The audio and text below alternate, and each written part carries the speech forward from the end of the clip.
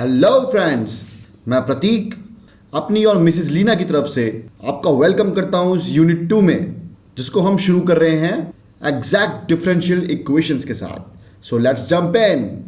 तो आइए friends, hacks के बारे में बात करते हैं। ये बेसिकली टिप्स और ट्रिक्स हैं जो हम अपने एग्जाम्स के अंदर इस्तेमाल कर सकते हैं। फ्रेंड्स, यूनिट 2 को हम दो पार्ट्स में डिवाइड कर सकते हैं।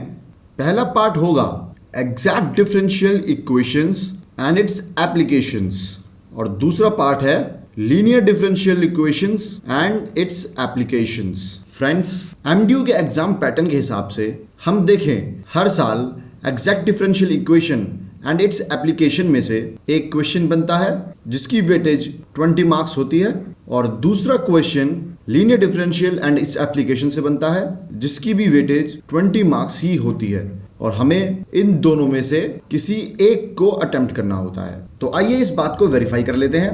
हमारे पास एमडीयू का 2012 और 2013 का एग्जाम पेपर है, और हम देख सकते हैं फ्रेंड्स कि क्वेश्चन नंबर 4 दोनों ही सालों के एग्जाम्स में से एग्जैक्ट डिफरेंशियल इक्वेशन में से ही आया है। इसमें हमें एग्जैक्ट डिफरेंशियल इक्वेशन सॉल्व करनी है, और ये उसके एप्लीकेशन का क्वेश्चन है। ऐसे ही यहाँ पर भी सेम है। अब फ्रेंड्स, अब हम दोनों साल के क्वेश्चन नंबर 5 को देखें तो आप ऑब्जर्व करेंगे कि दोनों क्वेश्चंस जिनकी वेटेज 20 मार्क्स की है वो लीनियर डिफरेंशियल इक्वेशंस में से आए हैं। तो फ्रेंड्स, अगर आप एग्जैक्ट डिफरेंशियल इक्वेशंस या फिर लीनियर डिफरेंशियल इक्वेशंस में से कोई भी एक पार्ट कर जाओगे, तब भी आप अपने 20 नंबर का क्वेश्चन आराम से अटेम्प्ट कर लोगे। And for students of Kurukshetra university, आपके एग्जाम्स में 4 सेक्शंस आते हैं।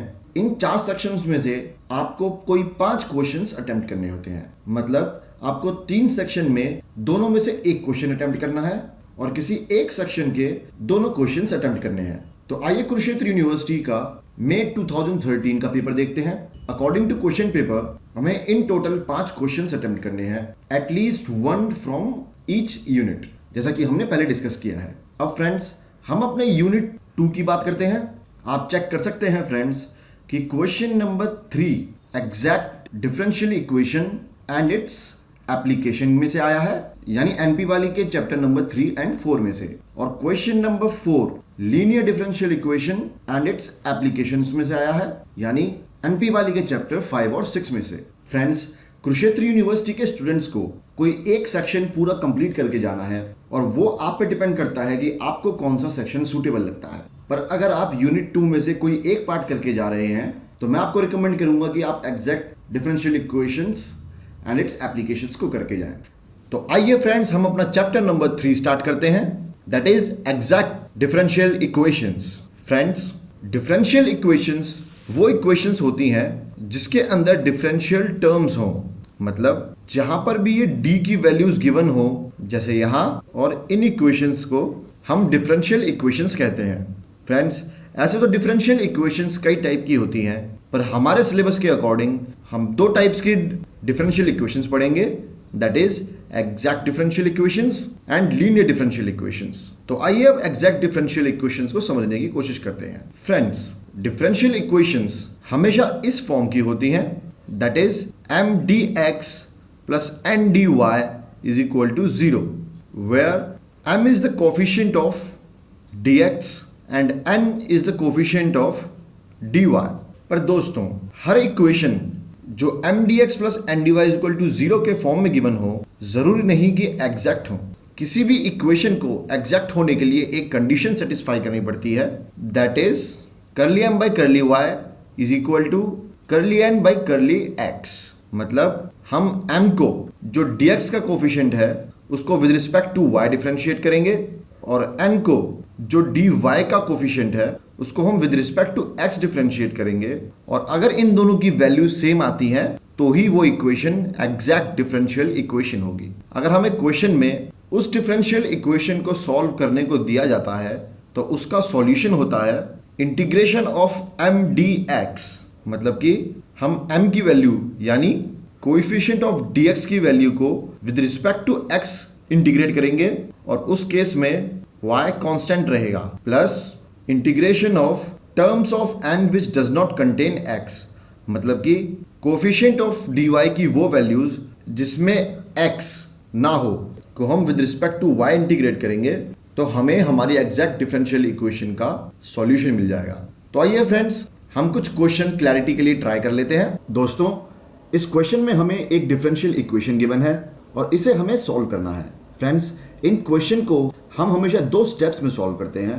पहले स्टेप में हम चेक करते हैं कि whether the given equation is exact और नॉट, और दूसरे स्टेप में इसे सॉल्व करेंगे। फ्रेंड्स, हमने पहले पढ़ा ही है कि किसी भी इक्वेशन को एग्जैक्ट होने के लिए एक कंडीशन सेटिस्फाई करनी होती है, that is curly m by curly y should be equal to curly n by curly x।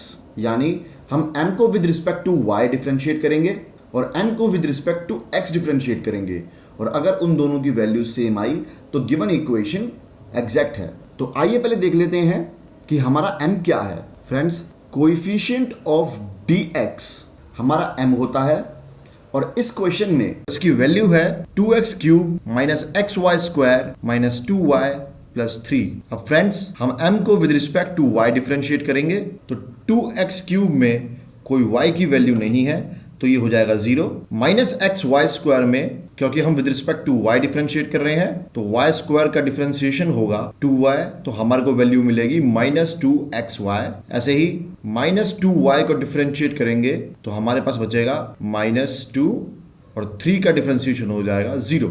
तो हमारे पास curly m by curly y की वैल्यू आई माइनस 2xy माइनस 2। और फ्रेंड्स, यहां पर हमने हमारे n की वैल्यू लिखी है। हम जानते ही हैं n होता है कोफिशिएंट ऑफ dy, जिसकी वैल्यू है minus x square y minus 2x। दोस्तों, इस क्वेश्चन में यहां पर ये माइनस की वैल्यू को अंदर मल्टीप्लाई करना मत भूलना, क्योंकि कई बार स्टूडेंट्स ये छोटी सी गलती कर देते हैं और उससे उनका आंसर्स नहीं निकल पाता। तो अब हमें n की वैल्यू तो मिल गई, तो अब हम curly n by curly x की वैल्यू निकालते हैं। अब हम माइनस एक्स स्क्वायर वाई को with respect to x differentiate करेंगे तो हमें मिलेगा माइनस 2xy, क्योंकि x स्क्वायर का डिफरेंशिएशन होता है 2x, और माइनस 2x को with respect to x differentiate करेंगे तो हमें मिलेगा minus 2। Hence curly m by curly y is equal to curly n by curly x। तो फ्रेंड्स, हमने अपना पहला स्टेप तो पूरा कर लिया, जिसमें हमें चेक करना था कि whether this equation is exact और नॉट। अब हम सेकंड स्टेप के अंदर इस इक्वेशन को सॉल्व करेंगे, और उसके लिए हम अपना फॉर्मूला यूज करेंगे जो हमने अभी थोड़ी देर पहले पढ़ा था, that is integration of m dx where y remains constant plus integration of terms of n which does not contains x dy is equal to c। तो आइए इसे सॉल्व करते हैं। तो ये हमने m की वैल्यू रख दी डॉट dx, और अब हमें n की वो वैल्यू चाहिए जिसमें x ना हो। तो हम देख सकते हैं फ्रेंड्स कि ये जो हमारे पास n की वैल्यू है इसमें दोनों ही टर्म्स में x है, तो हम यहाँ पर 0 dy लिख देंगे which is equal to c। तो आइए अब इसे इंटीग्रेट करते हैं। फ्रेंड्स, हम 2x क्यूब को इंटीग्रेट करेंगे तो हमें मिलेगा 2x4 बाई 4, क्योंकि हम जानते ही हैं फ्रेंड्स कि इंटीग्रेशन ऑफ x की power n is equal to x n plus 1 upon n plus 1। तो इस तरह हमें मिला 2x4 बाई 4। ऐसे ही अब हम माइनस एक्स वाई स्क्वायर को इंटीग्रेट करेंगे तो हमारा y स्क्वायर को हम अपना कांस्टेंट लेंगे तो y square as it is हो जाएगा, और x का इंटीग्रेशन होगा एक्स स्क्वायर बाई 2। तो हमें वैल्यू मिली x square y square by 2। अब फ्रेंड्स, अब हम माइनस 2y को इंटीग्रेट करेंगे तो 2y तो हो जाएगा कांस्टेंट, तो एज इट इज नीचे आ जाएगा, और integration of 1 with respect to x होगा x। तो हमारे पास वैल्यू आई माइनस 2xy, और ऐसे ही फ्रेंड्स हम 3 को इंटीग्रेट करेंगे तो हमें मिलेगा plus 3x is equal to c। अब यहां से ये 4 2 से कैंसिल आउट हो जाएगा तो यहां बचेगा 2। अब हम इस सारी इक्वेशन का एलसीएम निकाल लेंगे जो आएगा 2, और हम 2 को RHS में ले जाएंगे तो हमें मिलेगा 2c। फ्रेंड्स, 2 भी एक कांस्टेंट टर्म ही है तो हम RHS को c भी लिख सकते हैं। तो हमारा फाइनल सॉल्यूशन आया x4 minus x square y square minus 4xy plus 6x is equal to c। ये क्वेश्चन बहुत सिंपल है फ्रेंड्स, और मैं आपको स्ट्रांगली रिकमेंड करूंगा कि इस क्वेश्चन को आप एक बार खुद से प्रैक्टिस कीजिए ताकि ये आपको क्लियर हो सके। तो आइए फ्रेंड्स, हम एक और क्वेश्चन देखते हैं। इस क्वेश्चन में हमें एक इक्वेशन इस फॉर्म में गिवन है और उसे हमें सॉल्व करना है। तो आइए इसे सॉल्व करते हैं। फ्रेंड्स, सबसे पहले हम इस इक्वेशन का हम एलसीएम लेंगे तो ये टर्म यहाँ पर मल्टीप्लाई हो जाएगी और dx यहाँ पर मल्टीप्लाई हो जाएगा, और डिनोमिनेटर में ये दोनों टर्म्स आपस में मल्टीप्लाई हो जाएंगी। तो हमारे को मिलेगा sin x plus x cos y plus X D Y plus Y cos X plus sine X plus Y D X upon में sine X plus cos X Y plus X D X. अब friends denominator RHS में जाके multiply होगा और उसकी value हो जाएगी 0 और इस टर्म को हम रीअरेंज करके लिखेंगे और dx की टर्म आगे और dy को हम पीछे लिख लेंगे तो हमें हमारी इक्वेशन इस फॉर्म में मिल जाएगी। तो अब हम अपना पहला स्टेप करेंगे, that is checking whether the given equation is exact और नॉट। तो उसके लिए हम जानते ही हैं हमारी कंडीशन होती है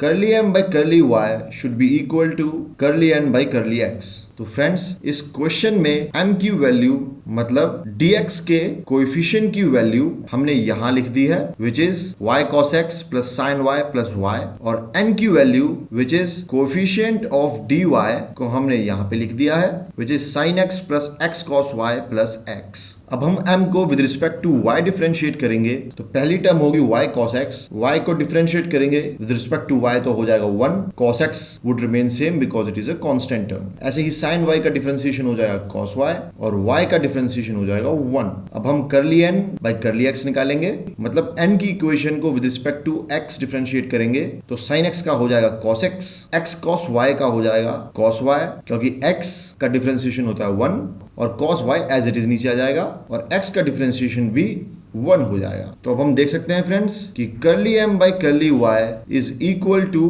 curly n by curly x। तो मतलब कि हमारी given equation that is equation number 1 is exact. तो आइए अब इसे सॉल्व करते हैं। तो फ्रेंड्स इस इक्वेशन को हम अपने फॉर्मूले से ही सॉल्व करेंगे जो हमने पिछले क्वेश्चन में भी देखा था, that is integration of m dx where y would be constant plus integration of terms of n which does not contains x। तो फ्रेंड्स इक्वेशन नंबर 1 में ये है m की वैल्यू, इसको हमने यहाँ प्लेस कर दिया और n की वैल्यू में हम देख सकते हैं फ्रेंड्स कि एक भी ऐसी टर्म नहीं है जिसमें x की वैल्यू ना हो तो हमारा ये पार्ट हो जाएगा 0। तो हम इसे लिख सकते हैं integration of y cos x plus sign y plus 1 dx। आइए इसे इंटीग्रेट करेंगे क्योंकि y कांस्टेंट है तो ये एज इट इज नीचे आ जाएगा और cos x का इंटीग्रेशन होगा sin x। ऐसे ही sin y की टर्म्स में है तो ये कांस्टेंट एज इट इज नीचे आ जाएगा और 1 का इंटीग्रेशन होगा x प्लस अब 1 का इंटीग्रेशन हम जानते हैं कि x होता है। अब फ्रेंड्स हम इन दोनों टर्म्स में से x कॉमन ले लेंगे और हमारे पास आएगा y sin x plus sin y plus 1 x is equal to c जो कि हमारा फाइनल आंसर है। तो फ्रेंड्स मैं आपको स्ट्रॉन्ग रिकमेंड करता हूं कि हमने ये जो 2 क्वेश्चन यहाँ पे सॉल्व किए हैं आप इनको एक बार खुद से जरूर सॉल्व करके देखें और मैं होप करता हूँ ये सेशन आपके लिए इंफॉर्मेटिव रहा होगा और मेरी desk.com के साथ आपको मैथ से कोई डरने की जरूरत नहीं है। Happy learning.